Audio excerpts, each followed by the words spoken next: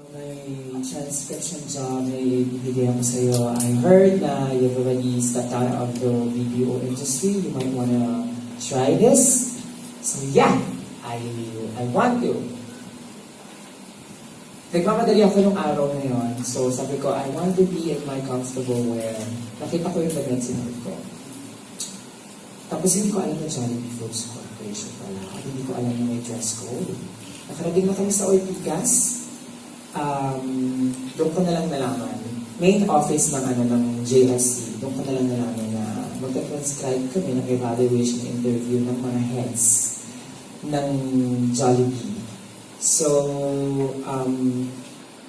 heads, purchasing, marketing manager. Tapos, sa isang room, maliit na room, mayroong yung outsource ang nag-invite sa amin. Yung outsource ang nagpa-facilitate ng interview. Me, as an outsource from the outsource, transcribing the outsource, a representative from this outsource company, and Jollibee, a representative from Jollibee, head of one of the branches. So, transcribing all na sinasabi ang pinag-uusapan nila. Evaluation interview, they had an evaluation interview testing their parang ugali and how they look with it sa evaluation, kung ano yung, pero it is actually a test for them. So, 3 people ang na-encounter kong interviewing. So, after that, nabayaran ako, it's for 1,500. 8 to 5, hindi naman siya stressful. Masaya naman, oo. Pero the next session, I received a call from this outsource company, Louis Ansico, the one that I mentioned doon sa post, telling me that ayaw sabihin sa akin kasi ang kinausap ni Sir Louis so I am mentioning these names kasi wala na akong dapat itago. Si Sir Louis Ansico ay kausap si friend, si Clyde. At first, hindi pa nila kayang sabihin sa akin directly. And then, sinabi na lang ni Clyde na you might want to talk to Bonnie to tell her about it. So, kinausap ko siya, Bonnie, I'm sorry, but I think Jollibee is not it. But before that, yeah, I almost forgot. Hindi ko to sinama sa post because medyo parang out of the context. But it's still making me feel that it's part of the discriminating communication expressed. So, pagpasok ko ng room, meron ako na-aamoy na strange. I have this long hair. Sabi ko, ako ba yun? And then, medyo nung tumagal na, nawala niya yung amoy. So sabi ko, saan nagagaling yung amoy? It was also a mystery sa akin. So pumasok na yung outsource at yung head ng, one of the heads ng Jollibee. Nagtatapos yung interview. Tapos, kasama pala sa sinabi na na comment or response or feedback. Nung tumawag, 2 people actually ang tumawag kay Clyde. 2 people from the outsource company. Yung isa kausap namin, yung isa yung head nila, si Louis Ansico. Yung isang kausap namin, ang sabi ay, sabihin ko pag mo kayo judge, naligaw ba si Barney? Tapos sabi ko, yes, naligaw ako. Did you ever smell that smell on me ever in your life? No, sabi sa akin. Sige, lulubay yung buko, amoyin mo. Wala. You know why? I figured it out. Yung amoy ay nagagaling doon sa carpeted floor nila. Luma na yung carpet.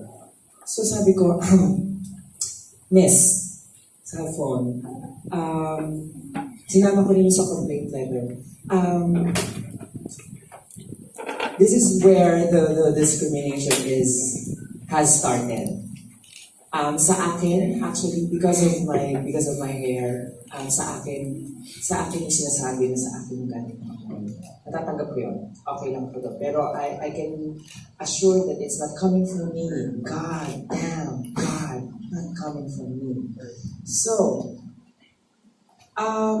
nung sinubi ang sito ng kausap ko, sorry, Bonnie, but Jollibee, I think, is not yet ready for the LGBT culture because of non-verbatim again, because of the Catholic beliefs. We can still give you the job, but through recording na lang. Where is this hate coming from? Ang response ko. Why do I feel like I'm being singled out? Can I speak to that person who communicated the discrimination? Sabi ko, gusto ko siyang makausap, gusto ko malaman kung bakit. Kung saan pumagaling. I'm sorry, pero Jollibee is not yet ready yung nasalita. Hindi ko sinasabi sa akin na ano, parang sinasabi mo sa akin na they've already parang gumawa ng action doon sa kung sino nagsabi. Pero I felt like it was coming from a higher position. A man from a higher position. So, nangyari, ano pa? So, sa madaling sabi, inayuhan ko na yung trabaho. Itutuloy ba dapat? Full recording, pero sabi ko, no na, bibigyan ko sa iba. So, continuously, nakikipag-usap ako kay Sir Louis, pero kailangan niya lumabas ng bansa, pumunta ng Europa para sa isang trabaho pa ulit. So, nag-email ako sa kanya, nag-email ako, sabi ko, sorry, Sir Louis, can you tell me where is this exactly coming from? Pwede niyo ba sa akin i-rap yung tao? Ang sinasabi lang niya sa akin if you want to talk, there is Tessa, the one, remember yung sinabi ko sa inyo, isa pang outsource. There is Tessa that you can approach always para kausapin if you need any support. I'm sorry, but I just want to know kung kanino galing at gusto ko siya makausap. Lang ulit ko yun sa isang buwan sinasabi sa kanya. Gusto makabalik na siya. Pero July 11, nag-send ako ng complaint letter, finally, sa Jollibee through website and through their Facebook official page. It remained unseen sa Facebook. Sa website nila, somebody from their website answered back, but it sounded like automated. So, sa complaint letter, I'm giving you guys 3 days internally to have this investigated. And then I wouldn't know what to do next. Sabi ko muna, sana makabalik kayo sa akin. So, binigyan ko sa niya ang time. 11 to 14. Sakto, 14, babalik si Louis. 14, wala pa akong tatanggap na kahit na ano. Tumawag na ako sa kanila, sa customer service. Cherry answered the phone. Sabi sa akin, nabasa na raw nila, but requesting if they can have one more day to have the case investigated. Sabi ko, I think I've already waited enough for an answer. I wish I can have a response from you guys before the day ends. Sabi ko, but it doesn't mean on my mind, it doesn't mean that I will not accept any more explanation after that day. Pero hindi na ako nakarinig sa kanila ng kahit ano. So I decided my friend's advice to approach CHR already. So nagpasa ako ng screenshot ng lahat ng pag-uusap namin, email, text,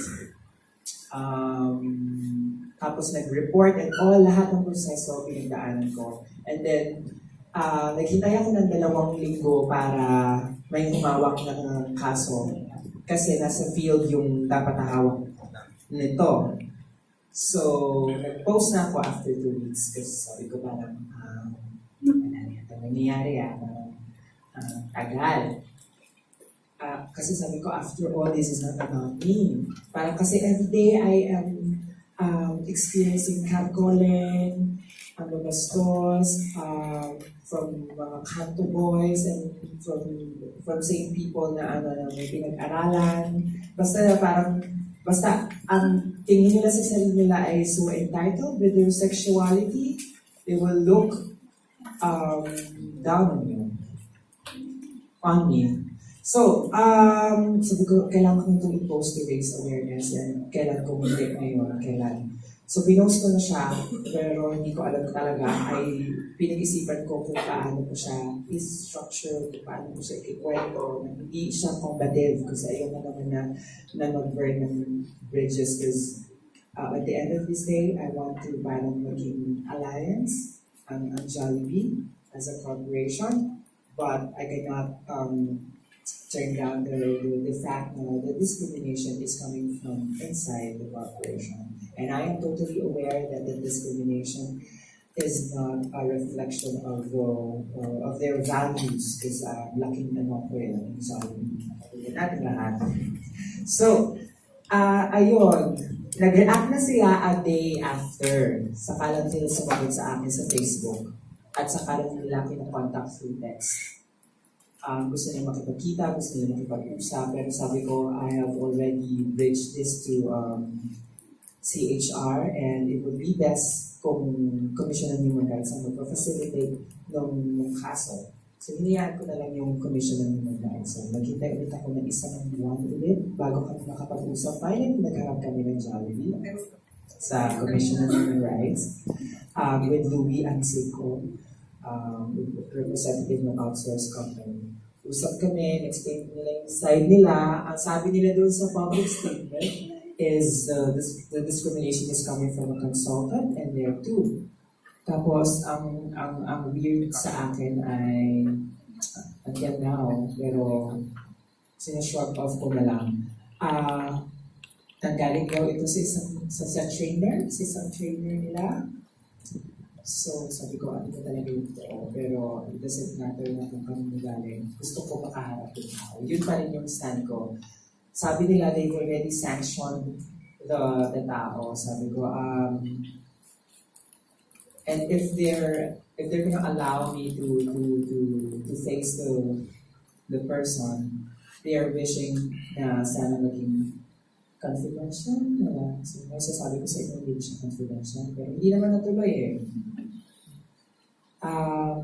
Hindi na sara yung kaso. Hanggang ngayon, hindi pa siya sarado. Kasi hindi ko pinapasara dahil hindi ko pa nakakahanap yung tao.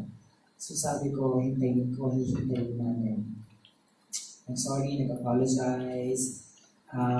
I am requesting na sila mag-conduct ng gender sensitivity program and SOGI program training sa corporation nila.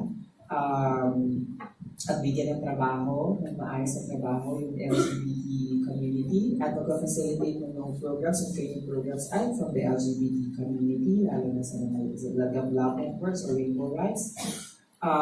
Para mas alam kung ano yung sinasabi, kasi sinasabi na meron daw silang ginagawang mga programs. So, yun yung mga nangyari. Pero may mga naririnig pa rin ako na sa corporation talaga nila ang mga heads talaga ay homophobe kasi pinapagupitan nila yung buhok ng mga trans. So, kung mag-go deeper ako doon sa condition ko, ang i-condition ko ay hayaang makapasok sa corporation ninyo ang mga trans at huwag silang baguhin o huwag silang tigilang mag-makeup or magpahaba ng buhok as long as they're doing their job.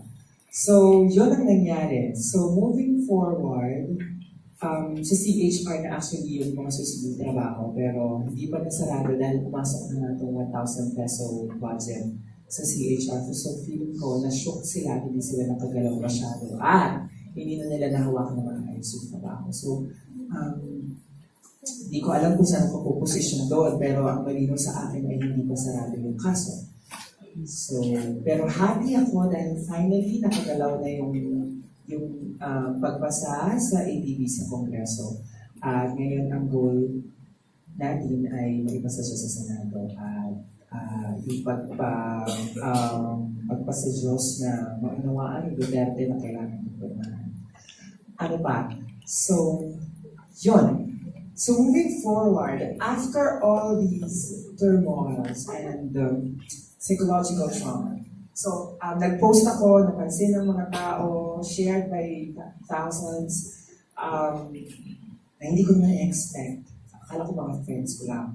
At na-pick up ng media, doon ako nasi-stress, hindi ko na-absorb yung mga sinasabi sa akin ng mga hindi nakakaunawa, yung parang personal na parang nakakatuwa lang kasi may mga lumalabas na na mga bigots, may mga lumalabas na mga homophobe online. Kasi at least na-educate, sila na bring up yung issue at mas lalong umiigting yung hangarin na magkaroon ng protection ang community. So hindi ako nag-block. Parang sasabi sa akin ng tao, i-block mo, i-report mo, sabi ko, yaan sila. So yun, na-pick up ng media, na-feeling ko dumaan pa sa katakot-takot ng politika. Tapos ang Jollibee ay isang korporasyon na nagbibigay ng malaking finance or funding or sponsor sa malaking network tulad ng ABS, GMA, and TV5. So I was interviewed by TV Patrol. Dapat i-air siya, pero hindi. It was vamped off. I felt like nagkaroon ng media manipulation noon. Pero luckily, ito lang, after napasa sa Kongreso yung ABB, in-approach ako ng file niyo, yun, nakapagsalita na rin finally sa media para ma-voice out ko yung sa loobin ng community. Kasi feel ko it's about time. At kasi parang dito sa atin, sa pinagdadaanan ko na yung mga social injustices, no? Hindi ko na siguro sasabihin yung Soji 101. Familiar naman kayo sa Soji? Yes? Soji Sexual Orientation, Gender Identity and Expression? Yes. Okay. Na may ganon tayo, bawat isa. Ano pa? Nasaan ako? Yun. Doon parang ang nakakatawa kasi sa atin ngayon sa media, sa mga palabas, sa mga pelikulang ginagawa, lalo na din sa Pilipinas, ay pinagtatawanan o sinusuportahan ng mga ang LGBT members. Sinusuportahan, sikat na sikat, phenomenal and all. Pero after all, hindi pa rin pala totally accepted. Parang nandito lang tayo para magpatawa, maging clown, parang ganyan. Pero hindi natin na-achieve yung respect katulad ng respect na dapat makuha ng lahat. So, kaya ko binabangga, parang gusto kong itap din yung na magsalita, yung mga nasa showbiz, kasi alam ko na alam niyo, nagka-capitalize na rin sila ng ganong idea na ganito ka lang dapat na maging uri ng bakla. Pag tomboy kayo, hindi ka masyadong sikat. Kasi wala akong masyadong skills sa pagpapatawa. Or dahil ang pagbakla, mas matalino. Parang ganyan. So yun, ngayon, napag-desisyonan ko na pagkatapos ng lahat ng stress at trauma na ito ay bumuo ng performance about it. So I am a performance maker. I am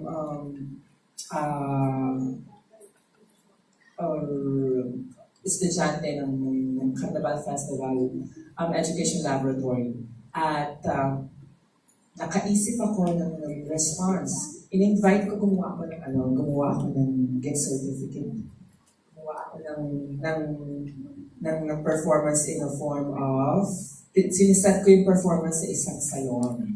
Personifying a stereotype kind of gay. Kasi sabi ng society, ang bakla ay para lang sa stand-up comedy or sa parlor or yung mga tagong teacher sa institution. So, yon. Gumawa ako ng performance, so in-invite ko sa friend, ang dami mo, napagod ako magbigay ng mga gift certificate. Tapos, gumawa ako ng salon, ng Imagine na salon, so I'll be offering services like facial, hair, or scalp, paa, body, massage, light things ng hair at ng makeup. Pero I really don't do that in my everyday life. So sabi ko, dead man na. Kasi hindi naman yun talaga ang intention ko. Ang intention ko is to connect, to introduce myself, to know them, at maybe to build bridges and to restore the respect and kindness, or maybe the communication for para sa pagsulong ng humanity or ng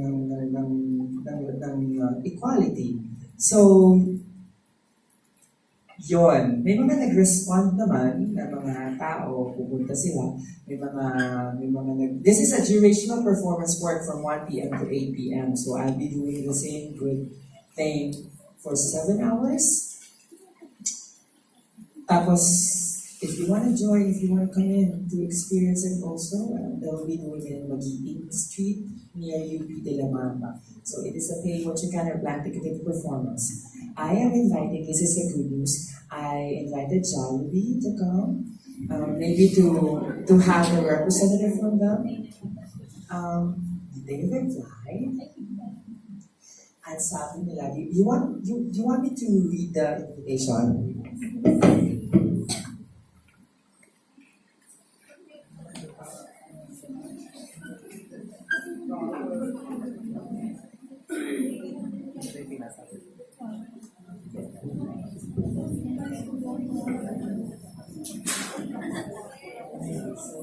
This is what I said. Just today, habang nasa bus ako, papunta dito, saka ko sila invite kasi 25 na yung show eh. Ano ngayon? 23, so I still have 2 days. Sabi ko,